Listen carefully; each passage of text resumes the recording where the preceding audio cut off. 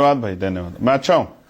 Okay, आज पहला सवाल आपसे यही करूंगा। संसद का सत्र तो शुरू हो गया, लेकिन सब जगह चर्चा हो रही है यूजीसी के नए नियमों की, जिन पर सुप्रीम कोर्ट ने आज स्टे दे दिया, रोक लगा दी और उनकी कड़े शब्दों में आलोचना की है। आपका पहला रिएक्शन क्या है? क्योंकि आप तो हमेशा पिछले 5-7 दिनों से लगातार यूजीसी के नियमों के पक्ष में बोल रहे थे।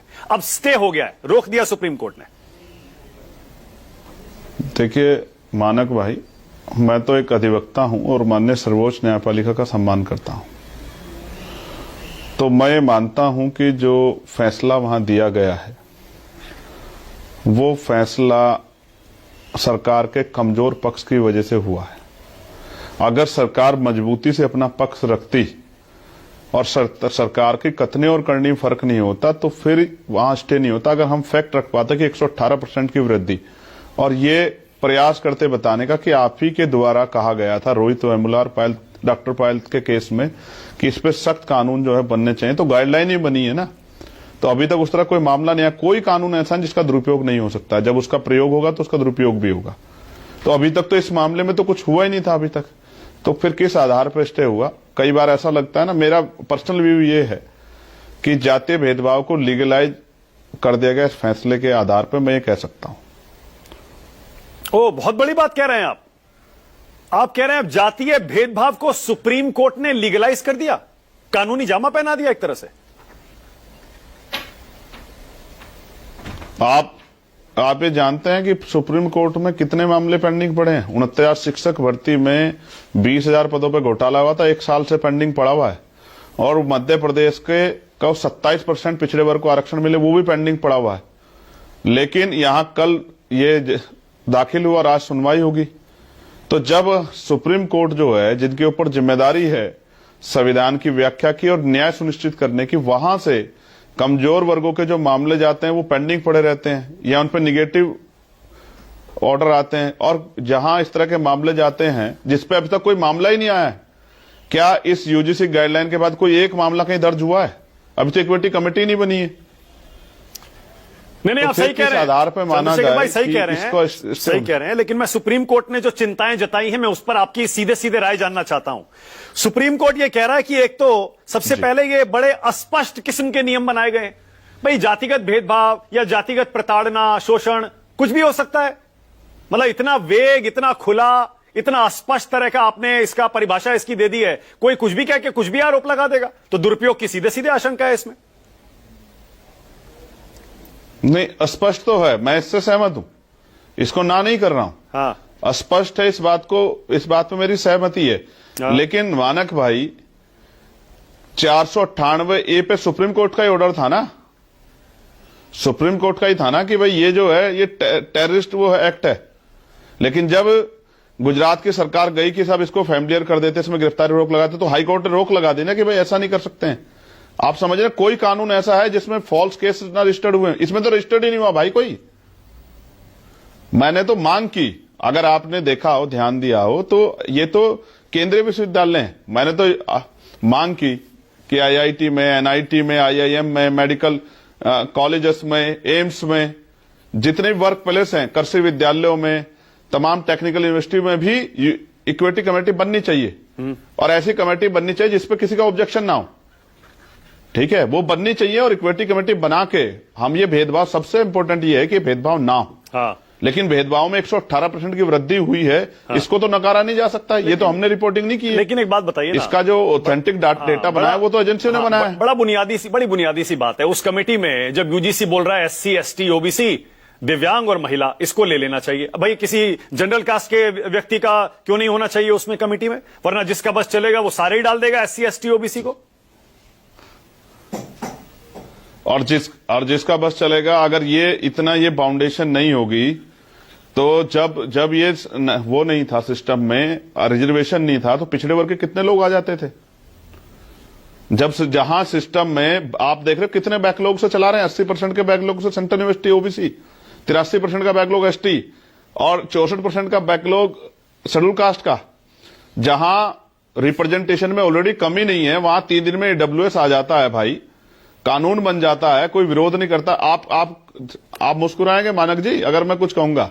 कहूं? कहिए बिल्कुल मानक साहब। हाँ बिल्कुल कहिए। अगर आप ये कह रहे हैं कि इक्विटी कमेटी में सामान्य जाति का व्यक्ति, इन्होंने इसको डिक्लेयर नहीं किया कि होना चाहिए, जबकि उसमें 7 लोग बचे हैं, जिसमें महिला भी सामान्य हो सकती है, दिव्यांग भी सामान्य हो सकते हैं। तमाम यूनिवर्सिटियों के जो वाइस चांसलर वो तो सामान्य जाति के हैं ही, ये तो किसी छिपा हुआ नहीं है। 3 प्रोफेसर, ये तो बैकलॉग है, ओबीसी के तो प्रोफेसर नहीं मिलेंगे आपको इस कमेटी के लिए। मैं चैलेंज करता हूं, अगर आपको यूनिवर्सिटियों में प्रोफेसर मिल जाए, उनकी संख्या कम है, एसटी के भी नहीं मिलेंगे। लेकिन सुप्रीम कोर्ट में भी तो रिप्रेजेंटेशन नहीं है हमारा, तो सुप्रीम कोर्ट के जज क्या बायस्ड होकर हमारे खिलाफ कुछ ऑर्डर कर सकते हैं? हम तो नहीं मानते इस बात को। जिन जजों ने दिया है ऑर्डर, अगर वो SC ST OBC के नहीं है, मैंने जानकारी नहीं हासिल की, तो क्या मैं मानूं कि वो बायस्ड होकर दिया है? मैं तो नहीं मानता इस बात को। मेरी तो असहमति है। मुझे लगता है न्यायपालिका स्वतंत्र है, ठीक है, और वो सबके लिए ठीक है। लेकिन क्या इस बात का ऑब्जेक्शन SC ST OBC के लोग लगा दें? ठीक है कि भाई न्यायपालिका में जो है हमारा रिप्रेजेंटेशन नहीं है, मानक भाई। ठीक है, वहां के जो जजेस चंद्रशेखर भाई, आपने मिसयूज की बात कर ली। एक मिनट सुन लो, एक मिनट सुन लो, हाँ, एक मिनट सुन लो, एक मिनट सुन लो मानक भाई। तो क्या SC ST OBC के लोग कहें कि ये जो वो दिया है, हमारा तो व्यक्ति नहीं था वहां, तो इसका मतलब हमारे खिलाफ इसलिए आ गया, हमारा व्यक्ति नहीं था? नहीं नहीं, ऐसा नहीं है। आप समझो मेरी बात को। ये इसलिए वो रखा गया है, पैरामीटर बनाया गया कि भाई इन वर्गों का रिप्रेजेंटेशन हो, क्योंकि जब बनाने वाला बनाएगा तो ऐसा ना हो इनमें से एक भी ना रखे। अच्छा ठीक है, इसलिए रखा गया है। ठीक है, ओके, ऑल राइट, ओके। मान लीजिए, मैं कह रहा हूं, चलिए आपने मिसयूज की बात कर ली, आपने कमेटी की बात कर ली, ये ओबीसी को इसमें डालने की क्या जरूरत है? SC ST के ठीक है, आप बोलिए, चलिए, उनका तो हमेशा से एक इतिहास रहा है। ओबीसी को भी डाल दिया आपने। आपने मान लिया कि जो प्रताड़ना करेगा, प्रताड़ित करेगा, शोषण करेगा, वो जनरल कास्ट का ही होगा। पहले ही अपराधी मान लिया आपने। जनरल कास्ट के सारे अपराधी, SC ST OBC के सारे पीड़ित। मानक भाई, क्यों मुझसे कहलवाना चाह रहे हैं? एक पूर्व मुख्यमंत्री हैं उत्तर प्रदेश के, पूर्व मुख्यमंत्री, कार्यालय जिस दिन खाली किया था, गौमूत्र से उसका शुद्धिकरण करवाया था। एक जज हैं मुरलीधर, जस्टिस मुरलीधर, इलाहाबाद से, जब कार्यालय खाली किया ना, तो गौमूत्र से वो कराया था। अभी कुशवाहा और यादव साहब की चोटी काट ली थी व्यासपीठ पे बैठने पे, मूत्र से जो शुद्धिकरण करवाया था। काहे को मुझे कहलवा रहे हैं? क्या गांव से लेकर और सब तक खुलेआम एक डिप्टी चीफ मिनिस्टर है उत्तर प्रदेश के, सैन सविता समाज को नव्वा कह रहे थे। देखो मानक भाई, एक बात समझो, कई बार आप ना चाहते हुए भी इस तरह का अपराध कर जाते, क्योंकि हमारे यहां सिखाया नहीं जाता, हमारे यहां बताया नहीं जाता कि भाई किसी के मन को ठेस नहीं पहुंचानी, हमें क्या कहना है इससे इंपॉर्टेंट है, क्या नहीं कहना है। आप समझे मेरी बात को? मैं किसी को अपराधी नहीं घोषित कर रहा हूं, लेकिन मैं आपको ये कहना चाहता हूं कि भाई, जिनका कोई एक केस बता दो आप पिछले 10-12 साल के स्टडी में कि दलित पिछड़े वर्ग के बच्चों ने सामान्य जाति के बच्चों को जाति के आधार पर भेदभाव, शोषण किया, आप बता दो आपके उसमें आया। अच्छा, एक काम करिए, फिर एक काम करिए, ठीक है, आप एक काम करिए, फिर आज आप कह दीजिए, चंद्रशेखर आजाद, आप कह दीजिए कि ओबीसी ने कभी भी SC ST का शोषण नहीं किया। नहीं, एक सेकंड, अब आप क्लियर कर दीजिए, आप बोल दीजिए ओबीसी ने कभी SC ST का शोषण नहीं किया। पहले मानक भाई मेरी बात सुनो। मानक भाई, जब तक आप मेरी बात नहीं सुनोगे, तब अब आप सवाल मुझसे कहोगे कि फिर आप चंद्रशेखर जी मोदी जी की तारीफ करके कह दीजिए कि ये किया उन्होंने। हाँ, मैं ये बात बिल्कुल कह देता, अगर 12 साल में उन्होंने इस 80% रिप्रेजेंटेशन को, बैकलॉग को पूरा कर दिया होता, अगर उन्होंने सरकारी संस्थान भेज के आरक्षण को खत्म ना किया होता, तो मैं कह देता।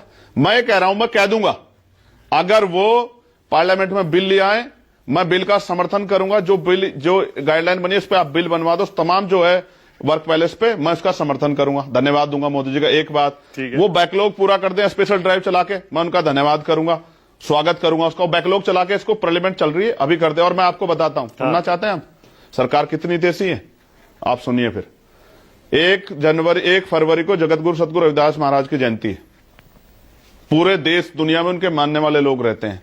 अभी तक सरकारों ने अवकाश घोषित नहीं किया। पिछली बार मैं लड़ा था, तब जाके एक दिन पहले अवकाश घोषित किया था, एक दिन पहले, 12-12 घंटे पहले। और दूसरे धर्म का धार्मिक आयोजन होता है तो अधिकारी जाके पैर दबाते हैं, हेलीकॉप्टर से फूल बरसाए जाते हैं, उनके लिए लाइटिंग लगती है, व्यवस्था होती है, सफाई होती है। तो मैं पूछना चाहता हूं, कहां से देसी सरकार हमारी? अगर होती तो 25 करोड़ से ज्यादा आबादी मानने वाले, जहां खुद प्राइम मिनिस्टर जाएंगे, आप देख लेना, बनारस जाएंगे प्राइम मिनिस्टर, और बड़े बड़े नेता, हो सकता है चीफ मिनिस्टर पे जाए। अभी तक अवकाश घोषित नहीं किया। क्यों नहीं किया? अच्छा, ठीक है, क्योंकि हमारी धार्मिक जो है आस्था से किसी को कोई फर्क नहीं पड़ता। ठीक है, इसलिए कह रहा हूं, आप बैकलॉग भरवाइए ना। अच्छा ठीक है, ओके। चंद्रशेखर भाई, मैं फिर से पूछ रहा हूं, तो ये क्लियर कर दीजिए, आज कह दीजिए कि ओबीसी के जाति में जो लोग हैं उन्होंने कभी एससी एसटी वालों का शोषण नहीं किया, उनको प्रताड़ित नहीं किया, सिर्फ जनरल कास्ट ने किया है।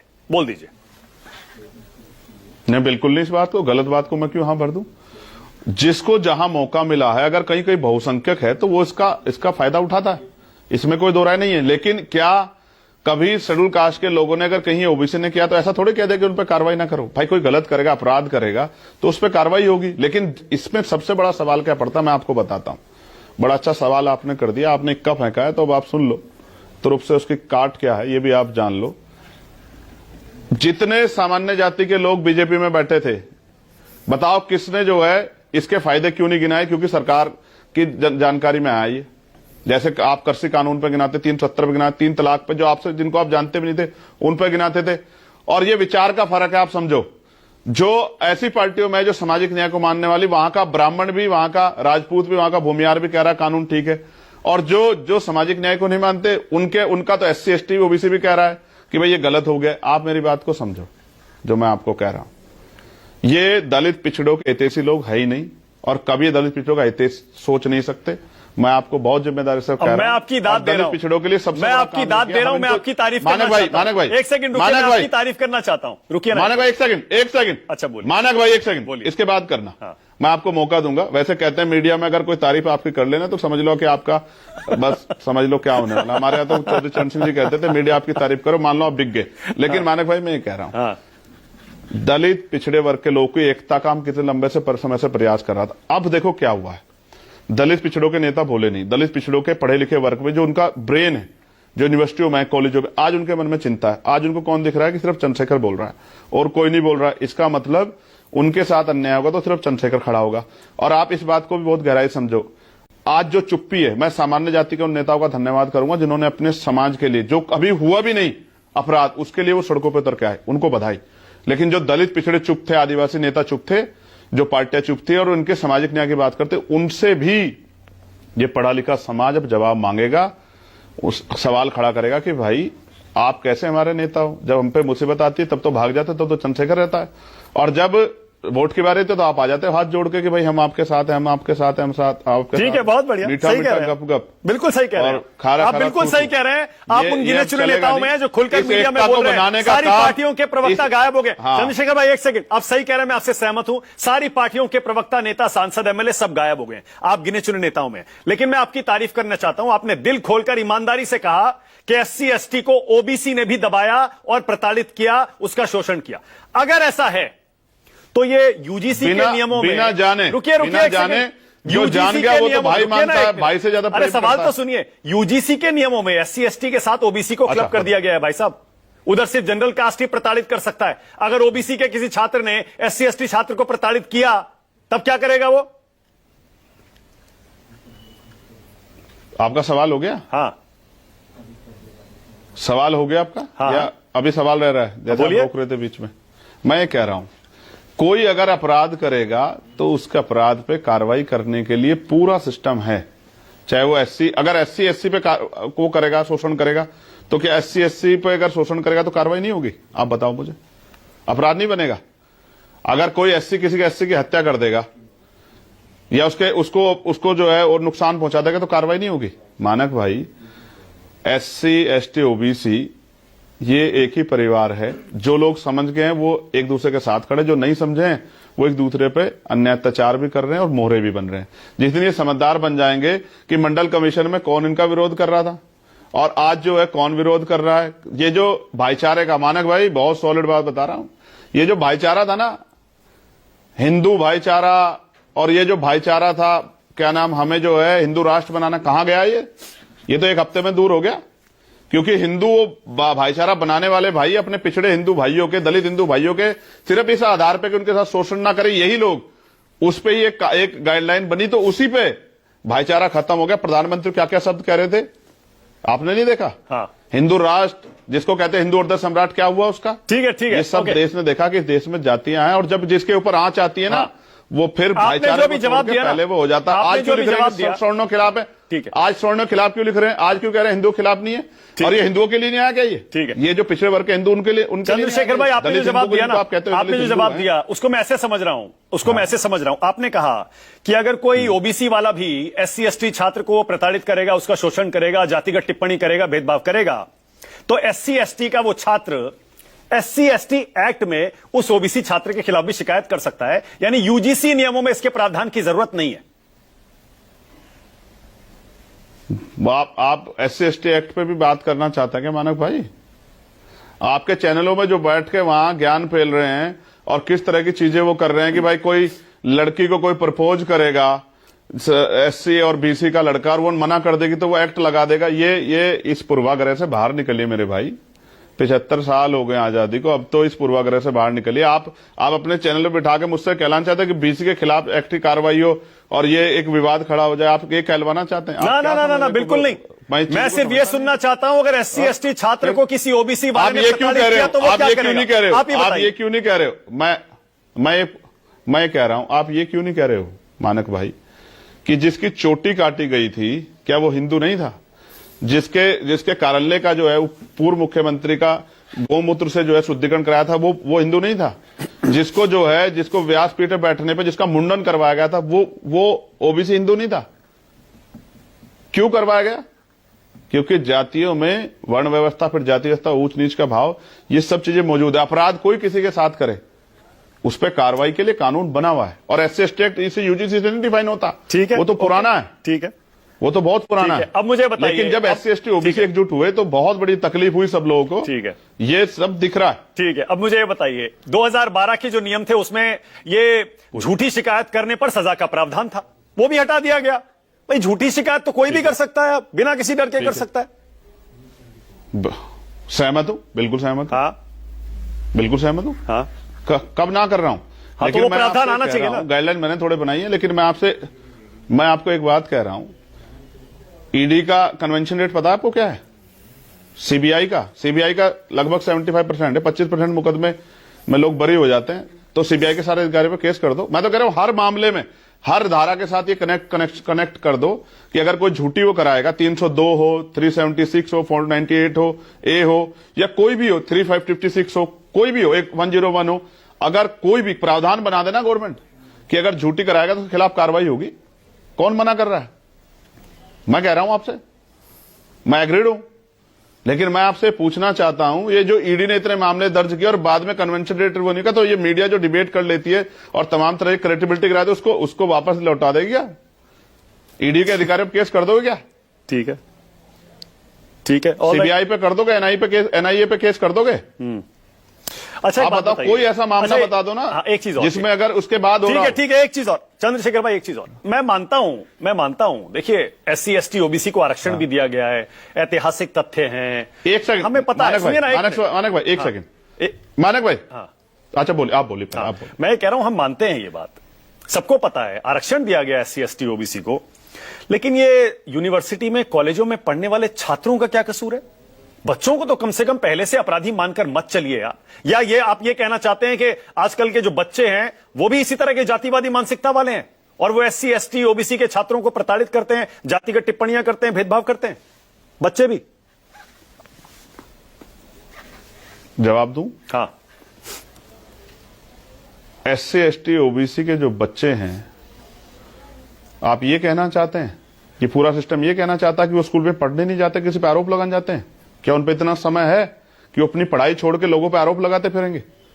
आप ये कहना चाहता पूरा सिस्टम बैठ के कि एससी एसटी के बच्चे जो है, ओबीसी के बच्चे पढ़ने नहीं जाते वहां यूनिवर्सिटियों में? और आप पढ़े लिखों के बच्चों की बात पूछ रहे हैं। पढ़े लिखे बच्चों की बात यह कि हायर एजुकेशन सेंटर में 118% की वृद्धि हुई है। ये किसने की? कौन है ये लोग? ये नीचे नहीं हुई है, प्राइमरी स्कूल में नहीं हुई है, वो काउंट नहीं होती है। 118% की वृद्धि, पायल तड़वी की संस्थानिक हत्या यही हुई हायर एजुकेशन सेंटर में। रोहित वेमुला की संस्थानिक हत्या यही हुई हायर सेंटर में। डेल्टा मैगवाल और तमाम कितने ऐसे मामले हैं। सुप्रीम कोर्ट का आज का जजों ने जो टिप्पणी की वो आपको पढ़ के सुना रहा हूं। नियमों में यह क्यों मानकर चला जा रहा है कि सिर्फ जाति आधारित भेदभाव है? अन्य आधारों पर भी तो उत्पीड़न होता है भाई। जैसे ये जो रेगुलेशन है ये ऐसी स्थितियों में भेदभाव को कवर करेगा क्या जहां जाति पहचान स्पष्ट ना हो? भाई देश के अलग अलग हिस्सों से जब कोई छात्र आते हैं उनके साथ उनके जहां से वो आते हैं उसके आधार पर उनके साथ भेदभाव होता है। याद है आपको? हाँ नॉर्थ ईस्ट का जो बच्चा था हाँ देहरादून में, जिसकी स्थान के आधार पे लिखा है ना, उसमें लिंग स्थान लिखा है ना, उसमें उन्होंने ऐड किया ना महिलाओं को, उसमें उन्होंने ऐड किया ना दिव्यांगजनों को, SC ST के साथ OBC को। नहीं, मेरे ख्याल से स्थान नहीं लिखा है, मैं दोबारा चेक कर लेता हूं, मेरे ख्याल से स्थान नहीं लिखा है। लिखा हुआ है, क्षेत्र लिखा हुआ है, आप पढ़ लो। अच्छा मैं चेक कर लेता हूं, मैं चेक कर लेता हूं। लेकिन आप मानते हैं ना, लेकिन आप ये तो मानते हैं ना कि ये भी होना चाहिए। पूरी बात नहीं हुई, एक मिनट, मैं क्या कह रहा हूं? हाँ। मानक भाई, आप ये कहना चाहते हैं, यह पूरा सिस्टम ये कहना चाहता है कि SC ST के बच्चे बचिया, OBC के बच्चे बचिया वहां स्कूल में पढ़ने नहीं जाते हैं, वो आरोप लगाने जाते हैं, उन पर इतना समय है? आप इस बात को स्पष्ट करना। आप मुझसे बार बार कहते ना कि अपराधी मान लिया जाए। मैं आपसे पूछना चाहता हूं, कौन है वो जो कहना चाहता है कि भाई आरोप लगा दें कि SC ST बच्चे जो कर्ज लेके, लोन लेके, जमीन बेच के, जो जिनके महापुरुष बाबा साहब अम्बेडकर कहते हैं शिक्षा उनका हथियार है, शिक्षा श्रेणी का दूध है, जो पिएगा दाड़ेगा, वो यूनिवर्सिटी और कॉलेजों में वो आरोप लगाने जाते हैं। अच्छा, जन्म स्थान लिखा है, मैंने चेक कर लिया। वो रणनीति बनाते बैठ के, जन्म स्थान उसमें लिखा हुआ है, जन्म स्थान के आधार क्या उनके पास इतना समय है कि वो रणनीति बनाएंगे किसी को आरोप लगाने की? क्या वो पूर्वाग्रह रखते हैं? जो खुद पीड़ित हो पूर्वाग्रह रखते हैं किसी से? मतलब आप ये कहना चाह रहे हैं, मतलब आप ये कहना चाह रहे हैं चंद्रशेखर भाई, 100% SC ST OBC के बच्चे झूठ नहीं बोलते और 100% जनरल कास्ट के बच्चे अपराधी हो सकते हैं? नहीं, मैंने तो नहीं कहा 100% हो सकते। 100% होता तो ये क्राइम रेट बहुत ज्यादा बड़ा होता। 100% जिन्होंने अपना विशेषाधिकार मान रखा, जन्म से अधिकार के, हमें इनको नीचा दिखाना है। अच्छा, आप मेरी बात सुनो, जब कोई कोटे को कोठा बोलता है मानक भाई, तो आप मुझे बताओ कि आप कोठे वाले तो 10% आर्थिक आधार पर आरक्षण छोड़े ना सामान्य वर्ग, पहले छोड़ दे। अगर उसको आरक्षण बुरा लगता है तो छोड़ दे, क्यों नहीं छोड़ सकता है? EWS का बैकलॉग भरा जा रहा है, SC ST OBC का नहीं भरा जा रहा है। मैंने आपको बता दिया, एक सेंट्रल यूनिवर्सिटी जिनको सेंट्रल गवर्नमेंट देख रही है, क्यों नहीं भर पा रहे हो? NFS हो रहा है, इसको क्यों भूल जाए हम लोग? कौन 100% की बात कर रहा है? शिकायत पर कम से कम, मैं तो आपसे पूछ रहा हूं। झूठी शिकायत पर सजा का प्रावधान तो होना चाहिए ना चंद्रशेखर भाई, इतना तो मान लीजिए ना आप। नेचुरल जस्टिस आपके झूठी शिकायत इस मामले में, इस पूरी गाइडलाइन के बाद कोई झूठी शिकायत दर्ज हुई है?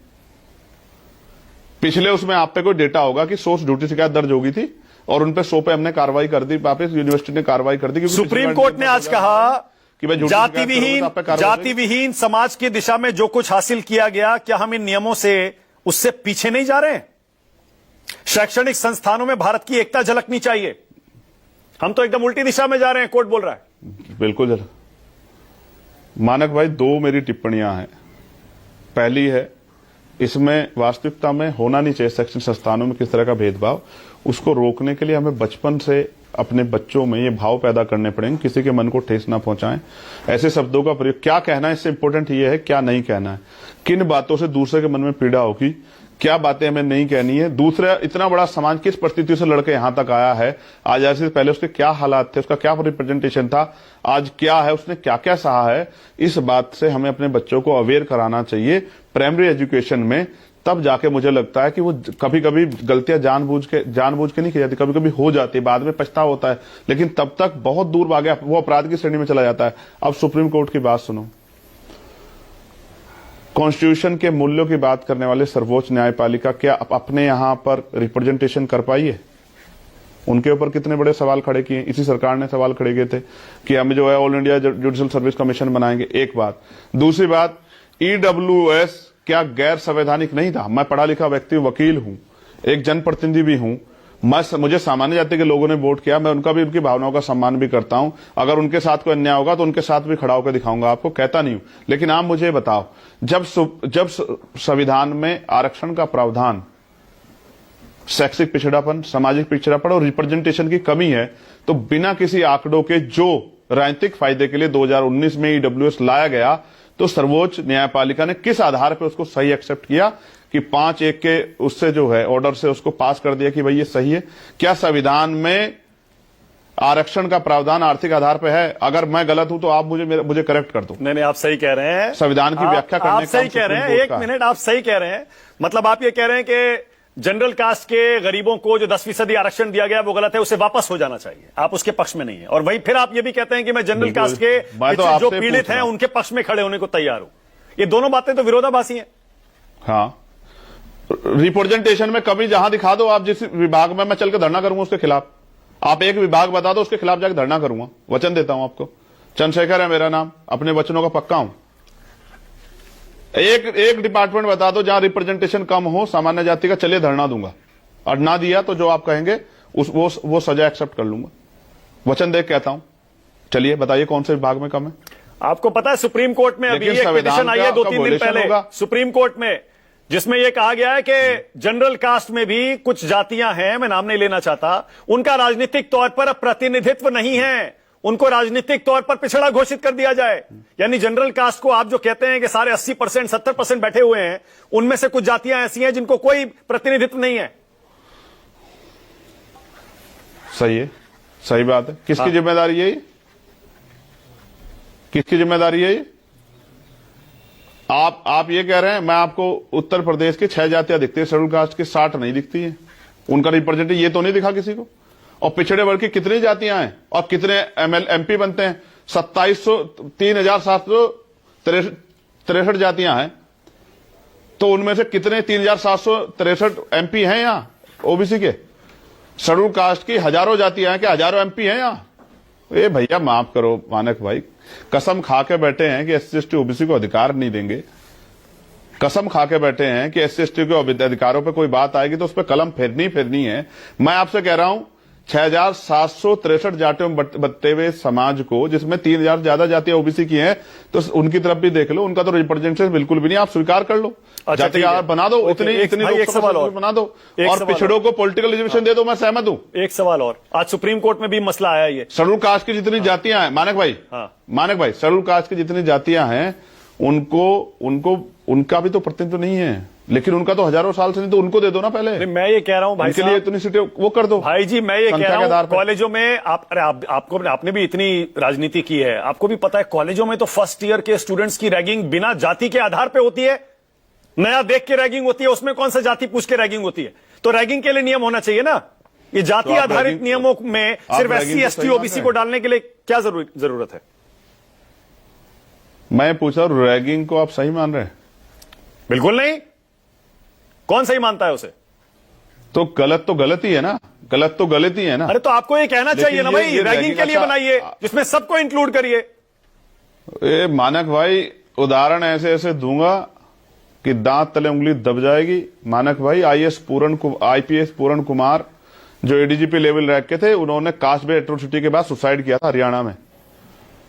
आप बात करते हैं दफ्तरों में होता है जातिवाद, आप कॉलेज की बात कर रहे हैं। कॉलेज भी तो ये घर से मिलता है, ये बताया जाता है आप किस जाति के हैं, आप ऊंचे हैं नीचे हैं। और सुनो, अभी आईएएस टीना डाबी हैं, वो टॉपर रही है अपने बैच की, लेकिन अभी 3 दिन पहले इसी सोशल मीडिया पे उनसे एक गलती हुई, मीडिया ने कह दिया कि मैडम इधर मुंह कर लो, और बच्चे सामने खड़े हुए थे, तो उस पे जो है उनको ट्रोल किया गया कि आरक्षण से जो है ज्ञान नहीं आता। अरे मानक भाई छोड़ो यार, क्यों हमसे कहलवा रहे हो? क्यों इस सच से आंखें फेरना चाह रहे हो? जो बच्ची टॉपर है, आईएएस है, उसको जो है आप जाति के आधार पर कर रहे हैं।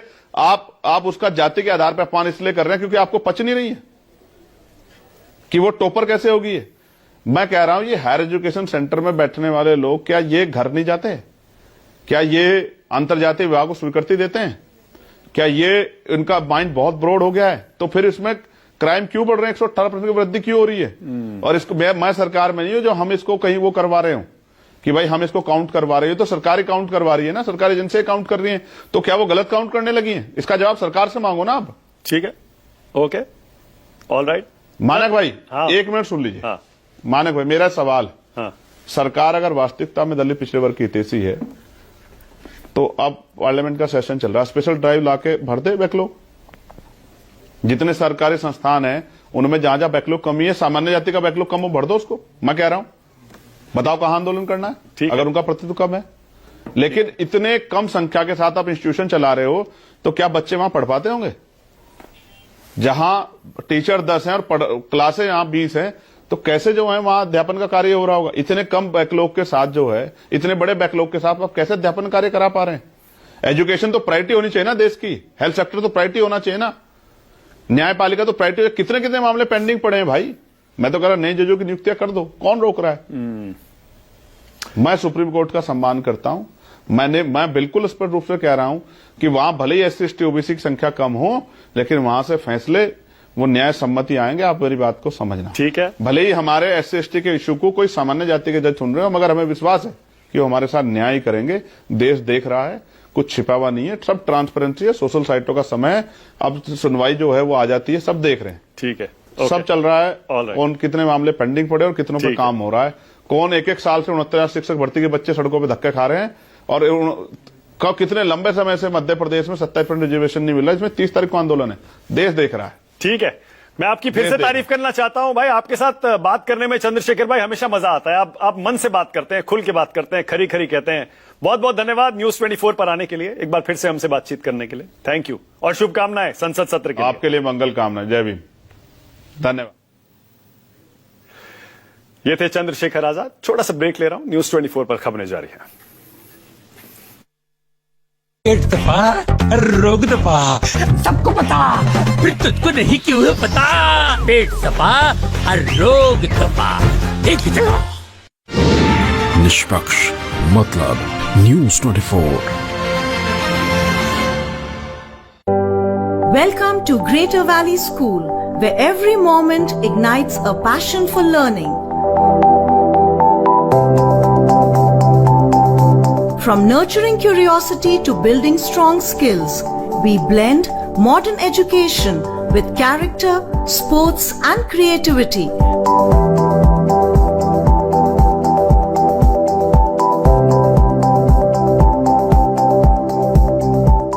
Preparing our students for a future full of endless possibilities.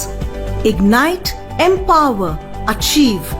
Greater Valley School, shaping futures, building leaders, and lighting the way to a brighter tomorrow. Admissions open. ਕੀ ਹੋਇਆ ਭਾਈ ਤੁਹਾਨੂੰ? ਅਚਾਨਕ ਦਰਦ ਉੱਠਿਆ। ਠੀਕ ਹੈ ਸਰ? हाँ